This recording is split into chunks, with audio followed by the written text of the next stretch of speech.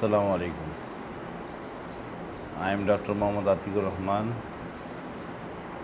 Assistant Professor, Department of Dermatology, Bosundhara Addin Medical College. আজকের topics disorder of pilosebaceous unit.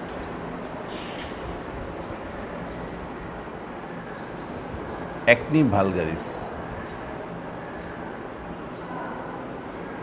আমরা জানি acne vulgaris teenager এজে খুব common একটা ডিজিজ। মোস্টলি টিনেজার ছেলে এবং মেয়ে উভয়েরই এটা কমনলি হয়, স্পেশালি মেয়েদের বেশি হয়।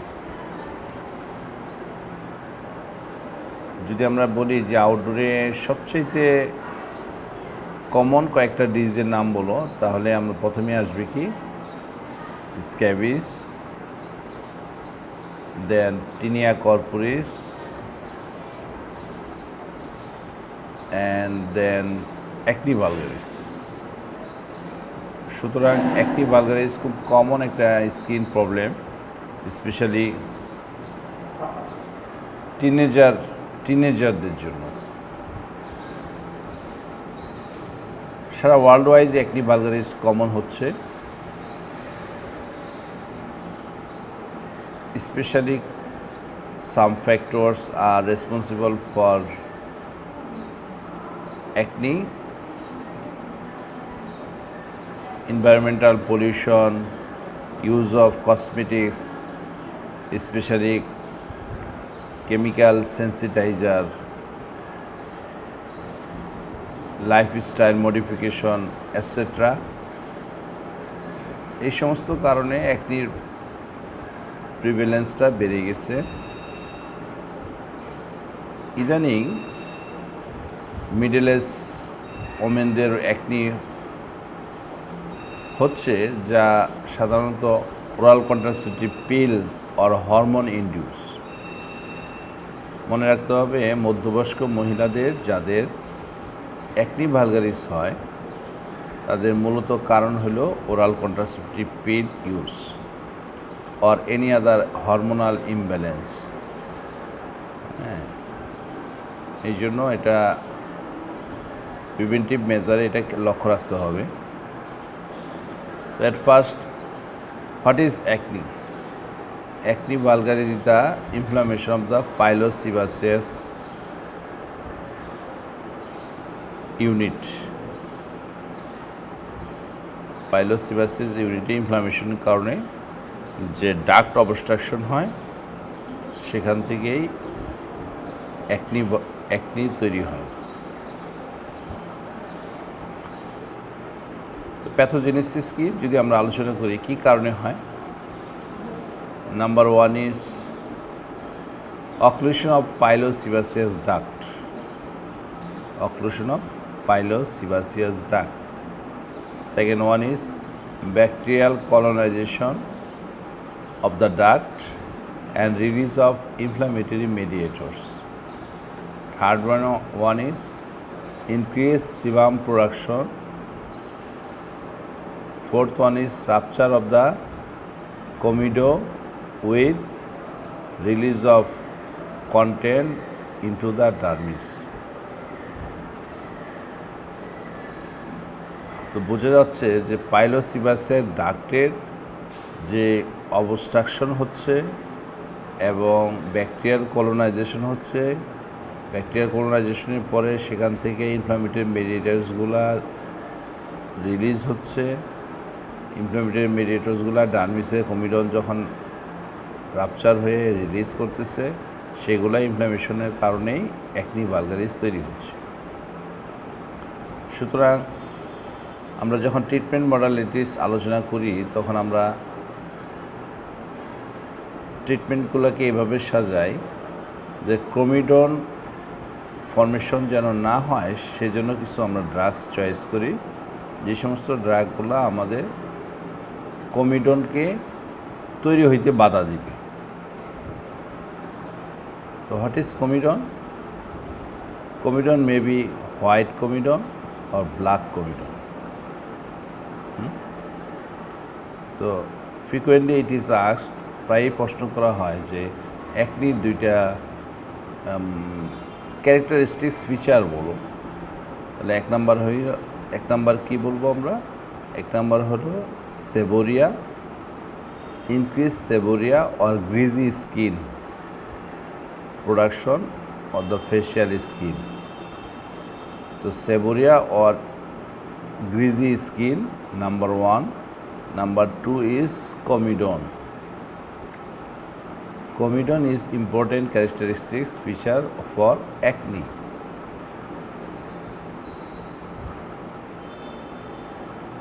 It may be open comedone or closed comedone. Closed comedone is black-headed. Frequently it is and notice of the skin of the face. And open comedone it is white-headed. Just seen the pus within the facial skin. And black comedone is, that is closed comedone, that is black-headed. So these are the secretion within the pilosebaceous duct, that is sebum and keratin. Sebum and keratin aggregate produce the comedone, and it is located in the pilosebaceous duct, root of the pilosebaceous duct. When you press the opening of the comedone forcefully, it is easily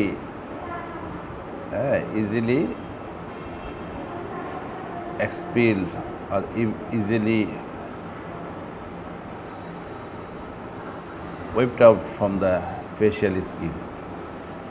খুব সহজে এটা উঠে আসে যখন এটা forcefully চাপ দেওয়া হয়, স্পেশালি ব্ল্যাক হেডের ক্ষেত্রে খুব সহজে এইটা কমিডনের এটা উঠে আসে। This is one of the important characteristics of acne vulgaris. আবার বলতেছি, অ্যাকনি ভালগারিসের ক্যারেক্টারিস্টিক্স দুইটা ফিচার হলো, এক নাম্বার হলো seborrhoea or greasy skin, second one is comedone. Comedone দিয়ে আমরা সাধারণত অ্যাকনি ভালগারিসকে অন্যান্য acneiform eruption, acneiform lesion of the skin. তো হঠাৎ the acneiform lesion, acne vulgaris ছাড়াও অ্যাকনির মতো লেশন হইতে পারে, স্পেশালি যদি রোগী লং টার্ম স্টেরয়েডের উপর থাকে, এরকম রোগীদের অ্যাক্টিফর্ম লেশন হতে পারে। যেমন টপিক্যাল স্টেরয়েড সে ইউজ করলো, সেক্ষেত্রেও হইতে পারে, অথবা সে সিস্টেমিক স্টেরয়েড ইউজ করতেছে, সেক্ষেত্রেও হইতে পারে, অথবা কোনো কেমিক্যাল সেন্সিটাইজার মুখে প্রসাধনী সে ইউজ করছে, অথবা শ্যাম্পু ইউজ করা হয়েছে, অথবা কলম ব্যবহার করছে, সেক্ষেত্রেও অ্যাকনি ভালগারিস হইতে পারে। অথবা কোনো herbal medication for immuno booster or vitamins syrup সে এগুলা ব্যবহার করছে, ব্যবহার করার কারণে তার শরীরে ফেস বা ট্রাঙ্ক অর চেস্টে অ্যাকনিফর্ম ইরাপশন হতে পারে। মনে রাখতে হবে, অ্যাকনি ভালগারিস ইউজুয়ালি ফেসে হয়, কিন্তু acneiform eruption that is not hormone related acne, এটা কিন্তু ফেসের চাইতে ট্রাঙ্কে বেশি হয়, specially upper chest, upper back, হ্যাঁ, এগুলাতে বেশি হয়। এবং এখানে অ্যাকনি ভালগারিসের মতো কমিডন থাকে না, এবং এটা হয় সবগুলাই একই রকম মনোমরফাস, সবগুলাই অ্যাকনিফর্ম ইরাপশন একই রকম দেখা যায়। কিন্তু অ্যাকনি ভালগারিসে লেশনগুলা পলিমরফাস থাকে, তার মানে কিছু লেশন তৈরি হয় যেগুলা উঠতেছে, কিছু লেশন আছে ফুললি উঠে আসছে, কিছু লেশন ক্লোজ কমিডন থাকে ব্ল্যাক হেডেড, কিছু লেশন থাকে ওপেন কমিডন ব্ল্যাক হেডেড, কিছু লেশন ক্লোজ কমিডন হোয়াইট হেডেড। তো মাল্টিপল ফেজে লেশনগুলো থাকে, দ্যাট ইজ পলিমরফাস, বিভিন্ন বর্গ। মানে অ্যাক্নে ভালগারিসের ক্ষেত্রে লেশনগুলো বিভিন্ন আকারের থাকে, বিভিন্ন ফেজে থাকে। কিছু লেশন আসতেছে, হয়তো 2 দিন পরে প্রকাশ পাবে, বা কিছু লেশন ক্লোজ কমিডন ব্ল্যাক হেড থাকে, কিছু লেশন থাকে ওপেন কমিডন, তো বিভিন্ন ফেজে থাকে। কিন্তু অ্যাক্টিফর্ম ইরাপশন যখন স্টেরয়েডের কারণে হয় অথবা কোনো কেমিক্যাল সেন্সিটাইজারের কারণে হয়, তখন এটা একই রকম থাকে, মনোমরফাস। সবগুলা লেশন একই ফেজেই থাকে, সবগুলাই ক্লোজ কমিডন থাকে। সাধারণত কমিডন থাকে না, অ্যাক্টিফর্ম ইরাপশনে একটা পাস্তুল নিয়ে আসে এবং ক্লোজ কমিডনের মতোই দেখা যায়, কিন্তু অ্যাক্টিফর্ম ইরাপশনগুলো একই মনোমরফাস থাকে, মনোমরফাস। এবং এখানে কিন্তু ফেসকে প্রাধান্য না দিয়ে এটা সাধারণত আপার ট্রাঙ্কে বা আপার ব্যাকেই বেশি হয়, অথবা আপার আর্মে বেশি হয়। হ্যাঁ, এই স্কিনগুলা সে প্রেফার করে বেশি, এটা লক্ষ্য রাখতে হবে। আয়োডিনযুক্ত খাবারের কারণে এটা অ্যাক্টিফর্ম ইরাপশন হইতে পারে, অথবা কোনো পটাশিয়াম আয়োডাইড অথবা এরকম কোনো সল্টের কারণে হইতে পারে। What may be the cause? Acne ভালগারিসের ক্ষেত্রে আমরা রোগীকে চিকিৎসা কী দিব? নাম্বার 1 ইজ, আমরা যেহেতু এটা অক্লুশন অফ পাইলোসিবাসের ডাক্টের প্রবলেম হয়, এর জন্য অক্লুশন যেন না হয়, এই জন্য আমরা রেগুলার তাকে সোপ দিয়ে মুখ ধুতে বলব। সাবান দিয়ে ঘন ঘন সে মুখ ধুবে। স্পেশালি ওই ধরনের সাবানকে চয়েস করা হয় যে সমস্ত সাবানের ক্ষারের মাত্রা বেশি। হ্যাঁ, সাধারণত ক্ষারের মাত্রা বেশি যে সমস্ত সাবান, ওই সমস্ত সাবান ইউজ করা হয় যেন মুখ থেকে গ্রিজি অয়েলি সাবস্টেন্সকে সে বেশি নিউট্রালাইজ করতে পারে। 2 নম্বর কথা হলো যে আমাদের ক্যারোটোলাইটিক এজেন্ট হিসেবে আমরা দিতে পারি রেটিনয়েক অ্যাসিডের ডেরিভেটিভস দেওয়া যেতে পারে। যেমন আছে রেটিনে নামে পাওয়া যায় রেটিজেল অথবা রেটিনয়েল। ভিটামিন এ ডেরিভেটিভস রেটিনয়েডগুলা তো উপরের আপার লেয়ার অফ দ্য এপিডার্মিসকে ক্যারোটোলাইটিক হিসেবে কাজ করে এবং এটা ইনফ্লামেশনকে কমায়, এবং ইনফ্লামেটরি মেডিয়েটরস রিলিজকেও কমায়, যার জন্য এটা অ্যাকনি ভালগারিসে। এবং ওপেন যে কমিডন, ওপেন অফ দ্য পাইলোসিবাসের ডাক্টের যে অক্লুশন হয়েছে সেটাকে ওপেন করতে সহায়তা করে এবং পারসিস্টেন্ট এটা পাইলোসিবাস ডাক্টকে ওপেন রাখতে সহায়তা করে, যার জন্য সেক্রেশনটা ইজিলি বের হতে পারে, ইনফ্লামেশন শুরু হয় না। এভাবে এটা রেটিনয়েক অ্যাসিড ডেরিভেটিভস কাজ করে। এছাড়াও আমরা একটা অ্যান্টিবায়োটিক চয়েস করি, যেহেতু কলোনাইজেশন অফ ব্যাকটেরিয়া হয়, Propionibacterium acne, this is the culprit agent for acne vulgaris. তো সেটাকে জন্য আমরা নিউট্রালাইজ করার জন্য আমরা সাধারণত খুবই স্বল্প মাত্রা অ্যান্টিবায়োটিক চুজ করি। ডক্সিসাইক্লিন খুব ভালো একটা ওষুধ। Doxycycline 50 milligram or 100 milligram per day, খুব ভালো।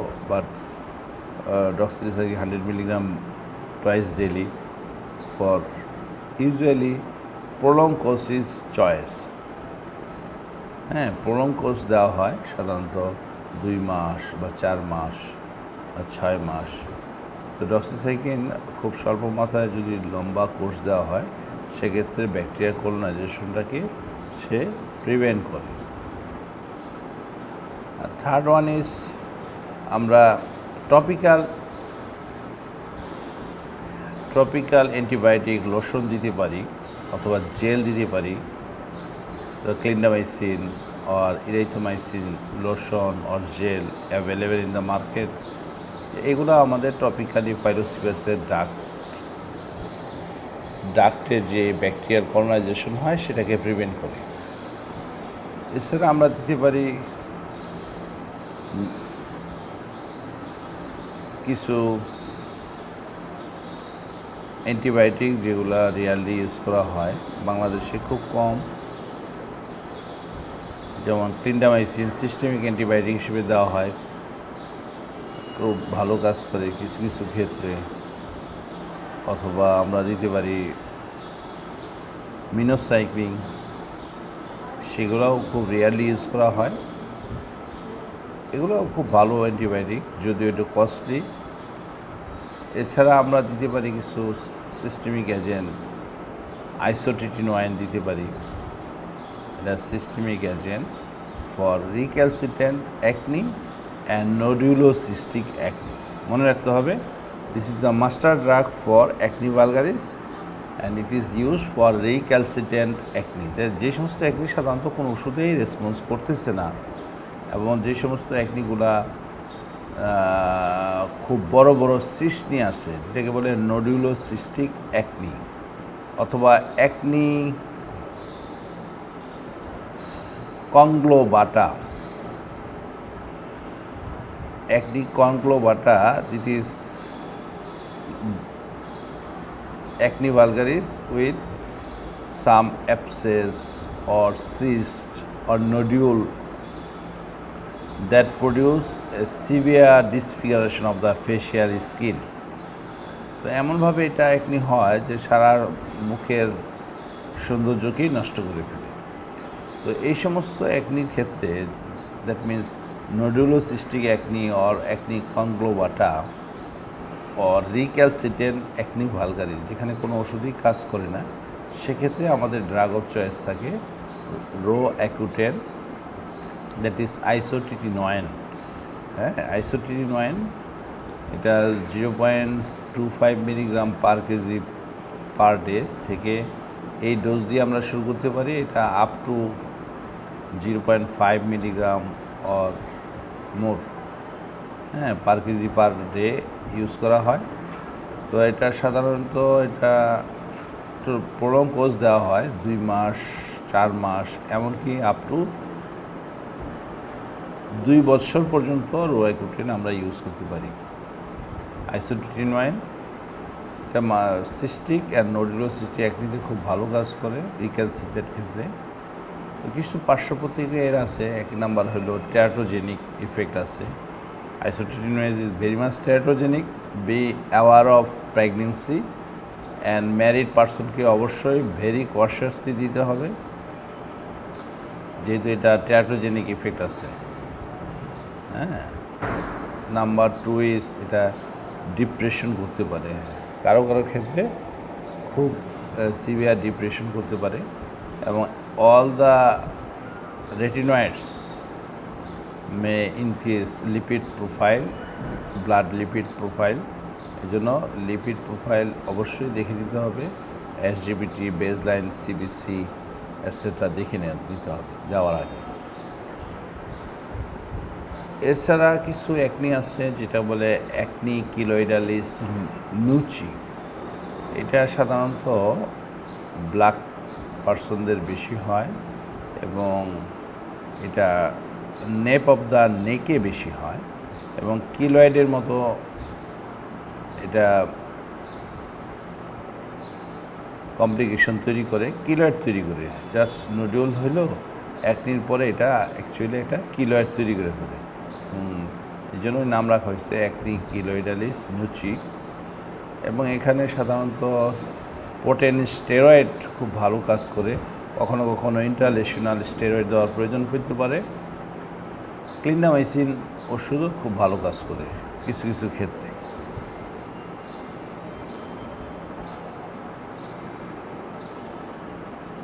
তো এছাড়া আমাদের কখনো কখনো অ্যাকটিভ ভালগারিসের জন্য মেডিকেল ট্রিটমেন্টের পাশাপাশি কখনো সার্জিক্যাল অপশনের প্রয়োজন হতে পারে। কিছু সার্জিক্যাল অপশন আছে, যেমন আমরা ডার্মা অ্যাব্রেশন করতে পারি, কমিডো এক্সট্রাকশন করতে পারি। কমিডনগুলোকে ওপেন কমিডনগুলা বা ক্লোজ কমিডনগুলোকে ওপেন করতে পারি, ওপেন কমিডনগুলোকে আমরা বের করে দিতে পারি ইজিলি। তাহলে ব্যাড ডিসফিগারেশন এবং মুখের সৌন্দর্য ফিরে আসে এবং ইনফ্লামেশনটা অনেকটাই সাবসাইড করে। তো এই কমিডো এক্সট্রাকশন বলে এটাকে আমরা, এটা ফিজিক্যাল মেথড, কিছু ফিজিক্যাল মেথডে আমরা এটা করে দিই। হ্যাঁ, কমিডো এক্সট্রাক্টর দিয়েই সাধারণত কমিডো এক্সট্রাকশন করা হয়। এছাড়া কিছু সিস্ট থাকলে সেই সিস্টগুলোকে আমরা রাপচার করে বা এই সিস্টকে ইনসিশন দিয়ে আমরা এই সিস্টকে ড্রেন করে নিতে পারি। অ্যাবসেস থাকলে অ্যাবসেস ড্রেন করতে পারি। হ্যাঁ, অথবা কখনো কখনো নডিউলগুলো রিক্যালসিট্রেন্ট টু ট্রিটমেন্ট হয়, সেক্ষেত্রে ইনজেক্টেবল ট্রাইমসিন অ্যাসিটোনাইট দেওয়ার প্রয়োজন হতে পারে সিস্টে, সেক্ষেত্রেও খুব ভালো কাজ করে। এছাড়া আমরা কখনো কখনো এটা পাঞ্চ গ্রাফটিং করে অ্যাকনি স্কারকে আমরা রিমুভ করতে পারি। স্পেশালি অ্যাকনির পরে যে bad scar, this is challenge. অ্যাকনির পরে যে ব্যাড স্কার তৈরি হয়, এটা একটা ডার্মাটোলজিস্টদের জন্য বা কসমেটিক সার্জনের জন্য একটা চ্যালেঞ্জ থাকে যে এই স্কারকে কী করে প্রিভেন্ট করা যায়। হ্যাঁ, সিভারাল টাইপস অফ স্কার হতে পারে, ডিপ্রেস স্কার, অ্যাকনি, তার আইস প্রিক স্কার, হ্যাঁ, রোলিং স্কার। তো বিভিন্ন রকম ব্যাড স্কার চোখে মুখের সৌন্দর্যকে নষ্ট করে ফেলে।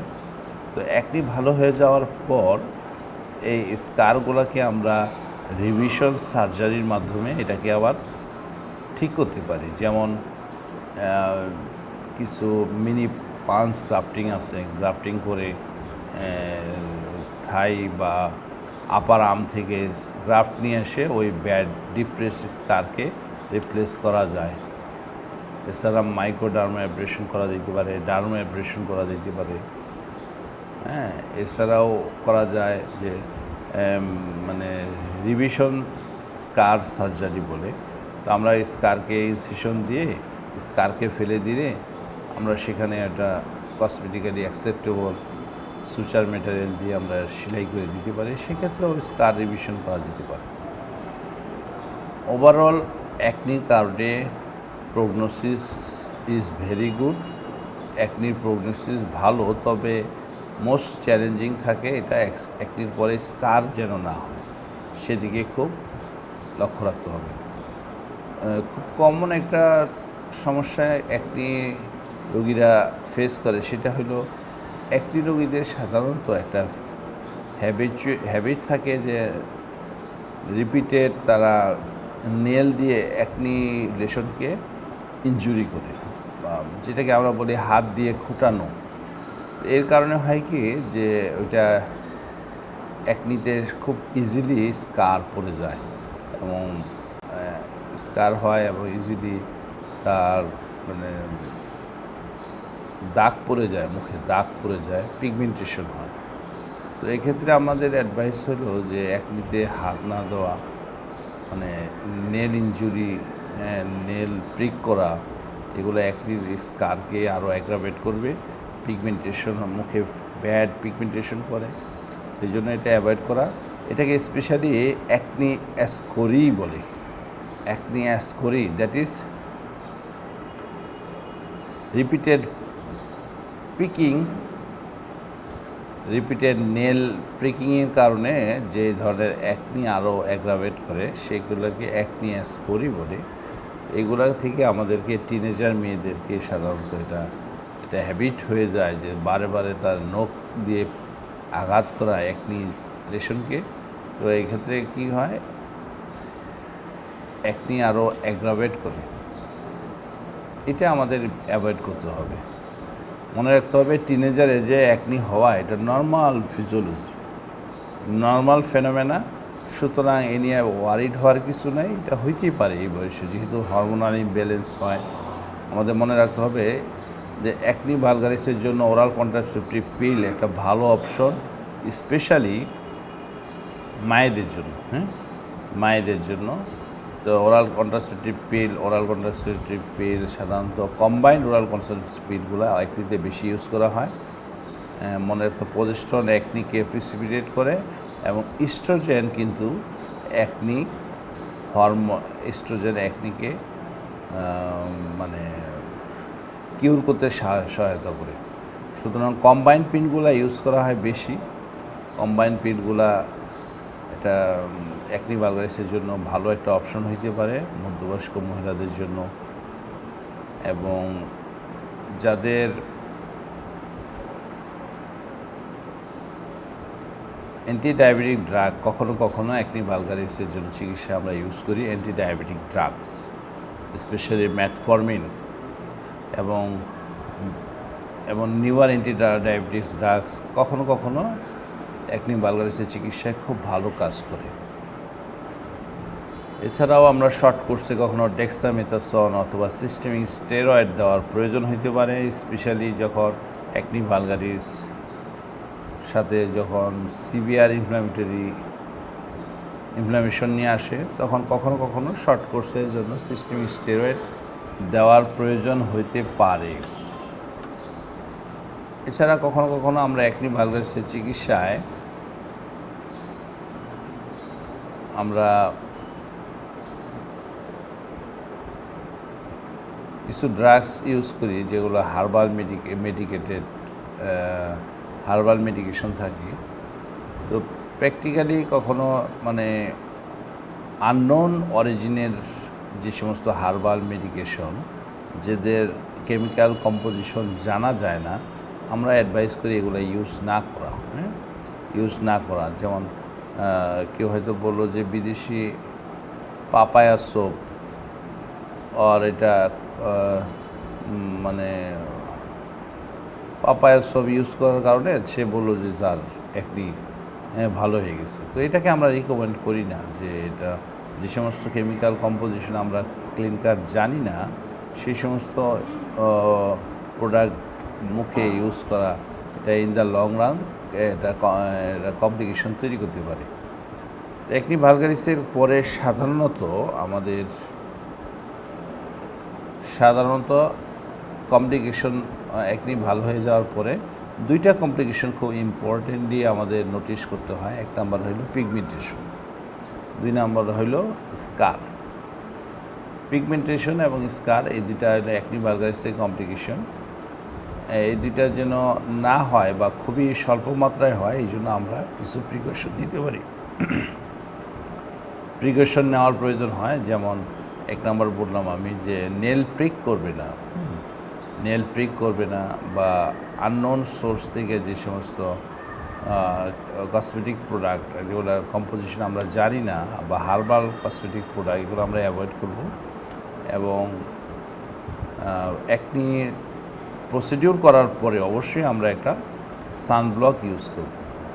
Any cosmetic procedure in the face, মুখে যে কোনো কসমেটিক প্রসিডিউর করার পরে ডার্মা অ্যাব্রেশন করি বা মাইক্রোডার্মা অ্যাব্রেশন, মাইক্রোনেডলিং আর একনি স্কার রিভিশন সার্জারি, যাই কিছু করা হোক না কেন, মুখে যখনই কোনো কসমেটিক সার্জারি করা হবে বা প্রসিডিউর করা হবে, তারপরে অবশ্যই একটা আমরা সানব্লক ইউজ করব যেন রিভার্স পিগমেন্টেশন যেন না হয়। এবং কখনো কখনো একনি ভালগারিস সিস্টেমিক এজেন্টের সাথে, সিস্টেমিক ডিজিজের সাথে থাকতে পারে, স্পেশালি যখন একনি ভালগারিসের সাথে তার হার্সুইটিজম থাকে, একনি ভালগারিসের সাথে পলিসিস্টিক ওভারিয়ান সিনড্রোম থাকে। সেক্ষেত্রে আমরা এটা সিস্টেমিক্যালি হরমোনাল ইমব্যালেন্স হিসেবে চিন্তা করি, স্পেশালি হার্সুইটিজম, যেখানে একনি ভালগারিসও হয়, তার মেল প্যাটার্ন হেয়ার অ্যাপিয়ার করে in the face, that means তার মোষ, দাড়ি গজাচ্ছে, তার মোষ হচ্ছে, অবাঞ্ছিত লোম, তার এমনকি তার মিনিস্ট্রিয়াল ইরেগুলারিটি হয়।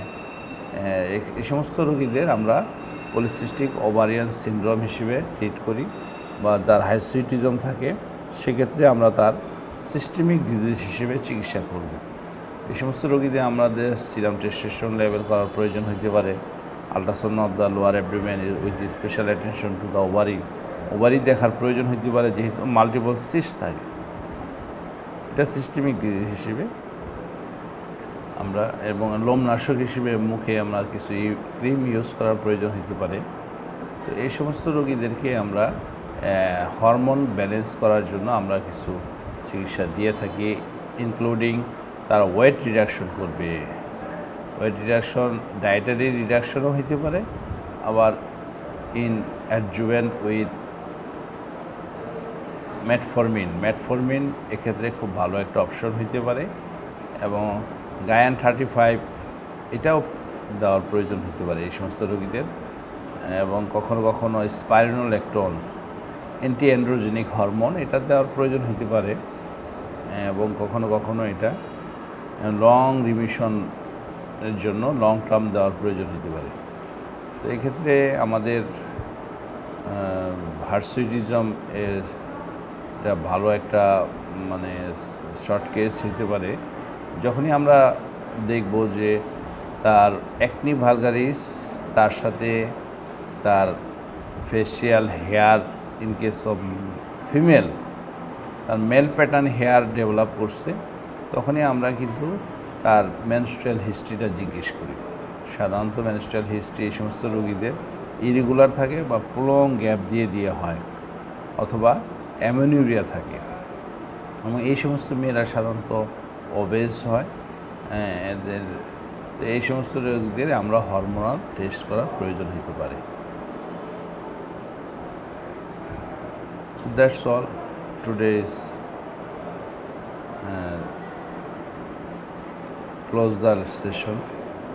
আমরা নেক্সট ক্লাসে বিস্তারিত অন্য একটা লাইকেন প্লানাস অর সাম নিয়ে আলোচনা করব। Thank you everybody.